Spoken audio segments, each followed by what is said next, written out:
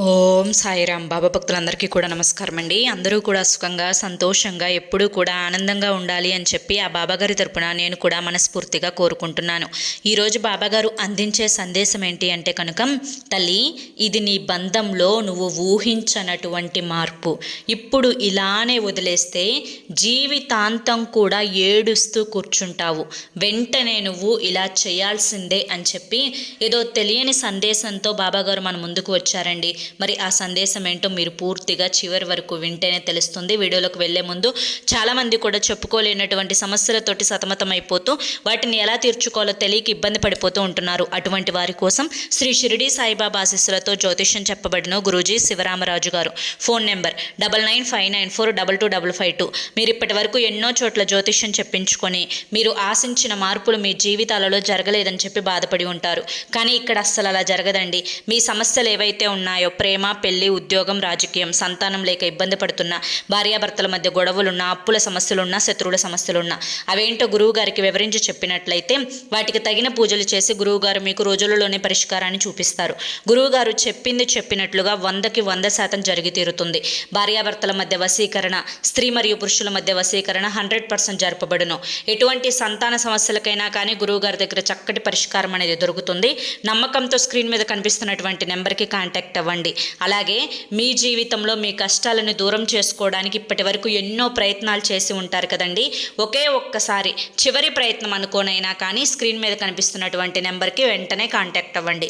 ఇక ఆలస్యం చేయకుండా మనం బాబాగారి యొక్క సందేశం ఏంటో తెలుసుకుందాం.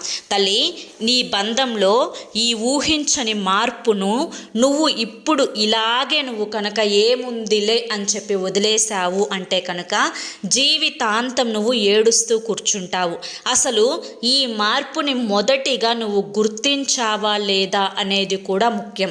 నువ్వు గుర్తించాలి అంటే కనుక ఈ చిన్న పనులు అనేవి ఖచ్చితంగా నువ్వు చేసి చూడాలి.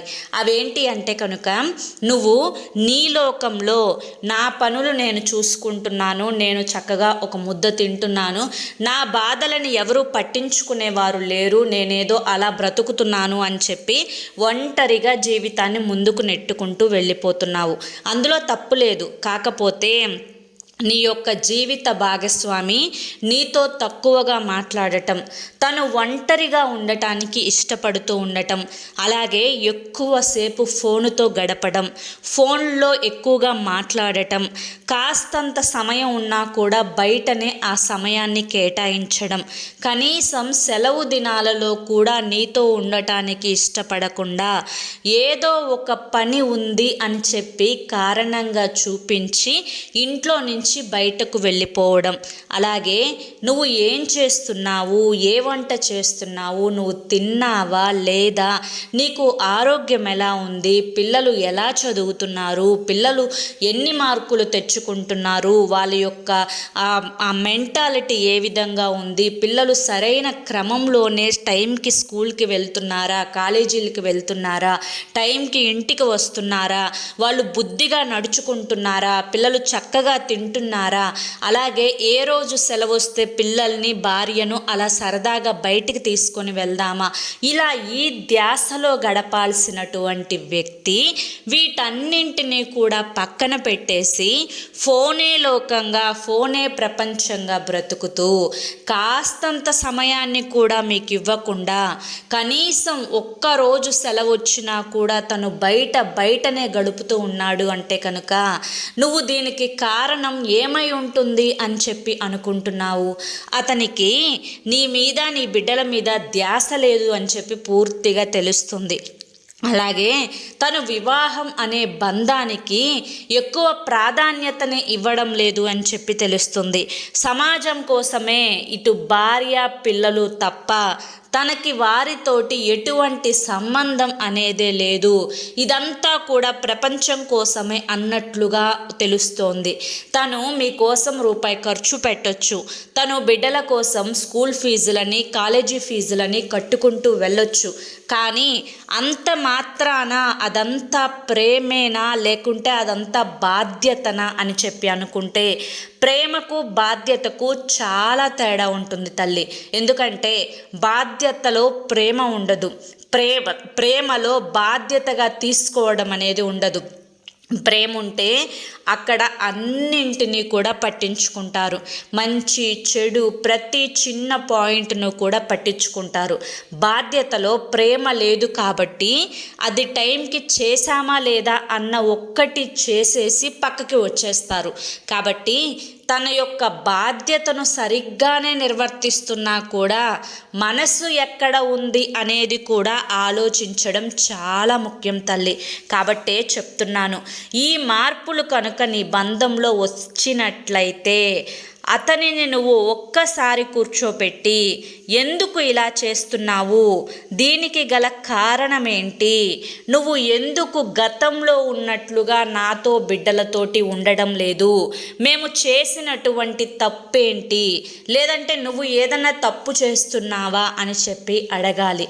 అయినా కూడా అతను ఒకవేళ తప్పు చేస్తున్నా ఎవరు నేను తప్పు చేస్తున్నాను అని చెప్పి ఒప్పుకోరు కదా తల్లి.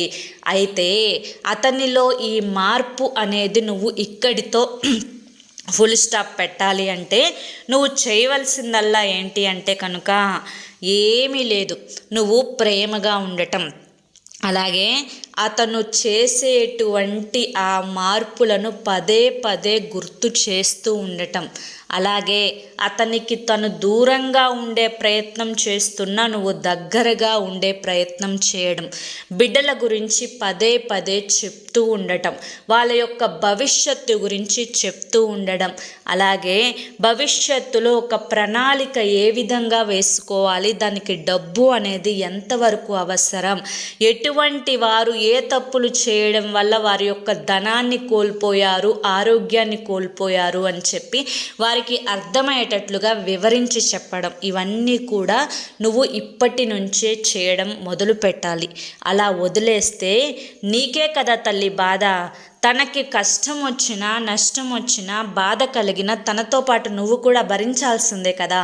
కాబట్టి నువ్వు చేసే ప్రయత్నం అనేది నువ్వు ఖచ్చితంగా చేసి చూడు అని చెప్పి ఈరోజు బాబాగారు మనకు చక్కటి సందేశాన్ని అందించారండి. మరి బాబాగారు చెప్పినటువంటి ఈ సందేశాన్ని మనం అర్థం చేసుకోవాలే కానీ ఈ సందేశంలో ఎంతో గొప్ప ఆంతర్యం ఉంది. ఈ సందేశం మీ అందరికీ కూడా నచ్చింది, అర్థమైంది అని చెప్పి అనుకుంటున్నాను. అర్థమైంది అని చెప్పి అనిపిస్తే ఈ వీడియోకి ఒక లైక్ ఇవ్వండి. కింద కామెంట్ సెక్షన్లో ఓం సాయిరామ్ అని చెప్పి టైప్ చేయండి. మొదటిసారి మన సాయి పిలుపు ఛానల్లోకి వచ్చినట్లయితే మన ఛానల్ని సబ్స్క్రైబ్ చేసుకుని సపోర్ట్ చేయండి. మరి రేపు మరొక మంచి వీడియోతోటి మళ్ళీ కలుసుకుందాం. అంతవరకు కూడా బాబాగారి యొక్క ఆశీస్సులు మీ మీద మీ కుటుంబ సభ్యుల మీద ఎల్లకాలం ఉండాలి అని చెప్పి మనస్ఫూర్తిగా కోరుకుంటూ సర్వేజన సుఖినో భవంతు. ఇక మీరు ఎటువంటి సమస్యలతోటి, కష్టాలతోటి, బాధలతోటి, భార్యాభర్తల మధ్య సమస్యలతోటి, తీరని అప్పులతోటి ఎలా మీరు బాధపడుతున్నా కానీ చివరి ప్రయత్నం అనుకోనైనా కానీ స్క్రీన్ మీద కనిపిస్తున్నటువంటి గురువు గారి నెంబర్కి ఒకే ఒక్కసారి కాంటాక్ట్ అవ్వండి. సమస్యల నుంచి కొన్ని రోజుల్లోనే బయటపడి మీ జీవితంలోకి అదృష్టాలను ఆహ్వానించుకోండి. ఈ వీడియో మీకు కంటపడింది అంటే కనుక నిజంగా బాబా గారి యొక్క ఆశీర్వాదం మీ అందు ఉంది కాబట్టి ఈ వీడియో మీకు కంటపడింది అని చెప్పి భావించి వెంటనే గురువు గారి నెంబర్కి అయితే కాంటాక్ట్ అవ్వండి. మరి రేపటి వీడియోలో కలుసుకుందాం. సర్వేజన సుఖినో భవంతు. ఓం సాయిరామ్, జై సాయిరామ్.